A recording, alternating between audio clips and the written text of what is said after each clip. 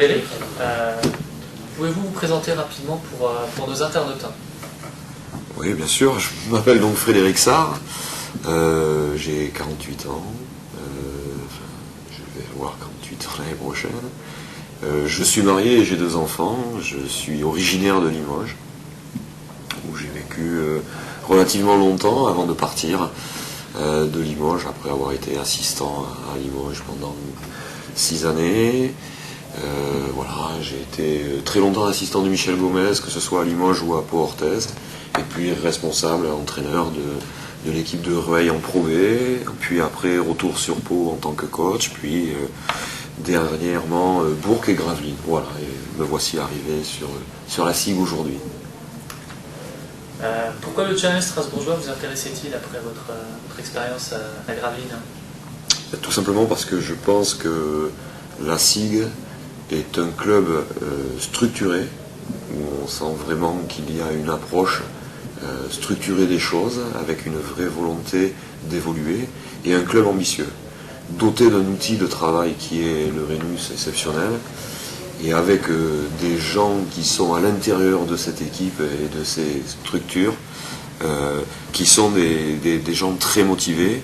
Et je crois que c'est plutôt très positif que d'avoir affaire à des gens qui ont justement la volonté d'avancer. Est-ce que le terrain vous a manqué ces derniers mois? Oui, totalement. C'est que après l'éviction gravelinoise, qui est une période plutôt difficile à vivre dans un premier temps, qui permet effectivement d'avoir une certaine forme de recul sur les choses et puis d'en tirer des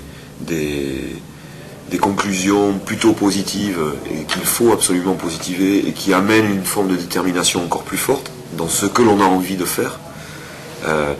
La chose la plus dure, effectivement, c'est d'avoir été pendant 23 ans au quotidien sur les bords de terrain ou les week-ends en train de coacher une équipe. Et il est indéniable qu'on se sent comme sevré un petit peu.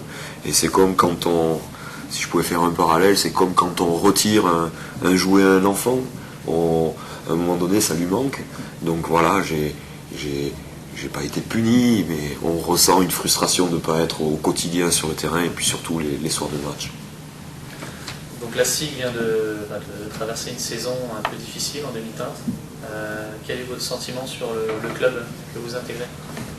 Comme je disais, j'ai trouvé des gens qui m'ont présenté un club avec vraiment beaucoup d'ambition de leur part. Un club déjà existant avec beaucoup de structures.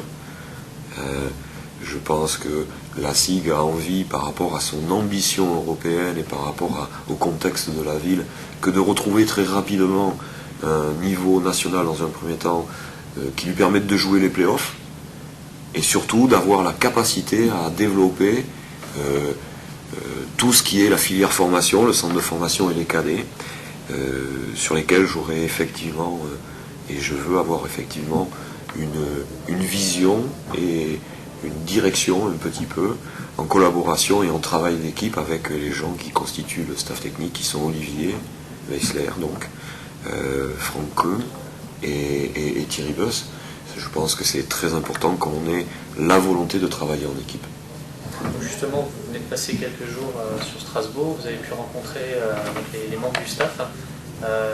Comment est-ce que vous comptez travailler justement avec le nouveau staff qui sera avec vous? Notre organisation définie, une organisation qui va prendre cette tournure.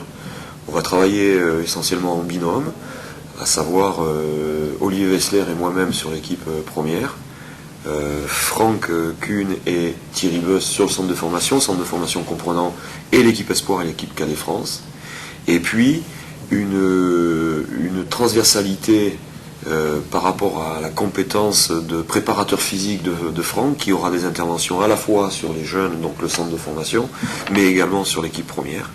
Et puis surtout, un échange au quotidien sur la philosophie de jeu, de travail, de programmation, de planification, d'engagement physique que l'on va mettre en place. Ça, on va définir une politique générale qui prendra naissance certainement sur les jeunes, prioritairement, et qu'on espère faire perdurer dans la continuité des équipes cadets, espoirs, et développer vers l'équipe pro après.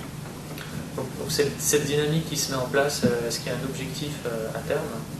Oui, l'objectif à terme, c'est qu'on ait la capacité de créer une vraie dynamique autour du centre de formation, que l'on puisse avoir la capacité d'accueillir et de mettre en place des circuits, des protocoles de formation, d'amélioration et de perfectionnement des jeunes joueurs, de façon à faire en sorte que ce ne soit pas que utopique que de croire qu'on soit capable de le faire, mais on veut le mettre réellement en pratique pour qu'on puisse récupérer les fruits de ce travail auprès de l'équipe première, pour intégrer à terme des joueurs de cette formation.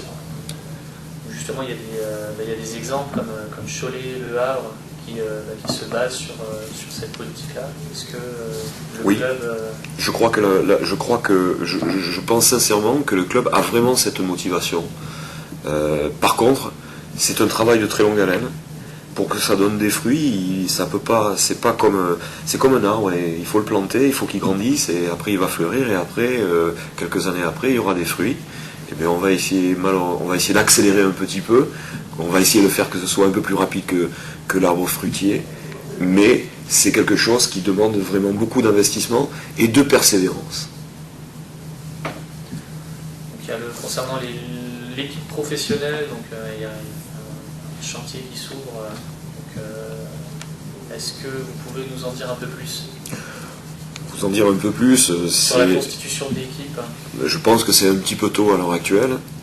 Ma venue sur les 2 jours qui viennent de s'écouler sur Strasbourg m'a permis de rencontrer un certain nombre de joueurs qui étaient soit sous contrat, soit juste en fin de contrat, et pour lesquels je voulais absolument avoir une rencontre avec eux pour savoir quel était leur sentiment et leur volonté, et puis s'ils avaient une détermination aussi dans la volonté que de rester.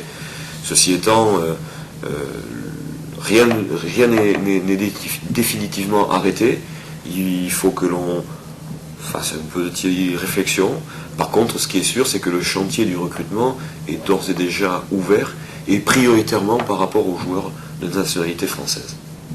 Donc c'est quelque chose qui se met en place dès à présent, et sur lequel on va travailler, que ce soit Olivier et le staff technique, et également l'encadrement, parce que vous savez très bien que pour le recrutement, il y a des objectifs à atteindre, mais qu'il y a certaines formes de contraintes qui sont des contraintes réglementaires, mais également des contraintes budgétaires, et qu'ensuite se découlent également les contraintes techniques et que de complémentarité. Donc voilà les différents paramètres qu'il faut que l'on prenne en compte pour constituer cette équipe. Si vous devez ressortir un mot de cette interview, quel serait le mot que vous ressortiriez? Construction.